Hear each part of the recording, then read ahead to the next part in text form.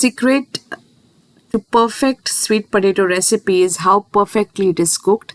Some sweet potato requires firm cooking, some requires mushy, and every sweet potato is different. So the cooking time also will be different. So today I will show you some tips and tricks how to cook sweet potato perfectly. First, wash the sweet potato, let it soak in the water for 30 minutes at least. This will help to fasten the cooking process. Cut it into medium-sized pieces. Keep the steamer with water and let the sweet potato be in the steamer on a medium-high heat for about 5 to 7 minutes, where you want to check how you want your sweet potato. Pass the knife or the fork through the center. If it passes through the center, it's cooked perfectly.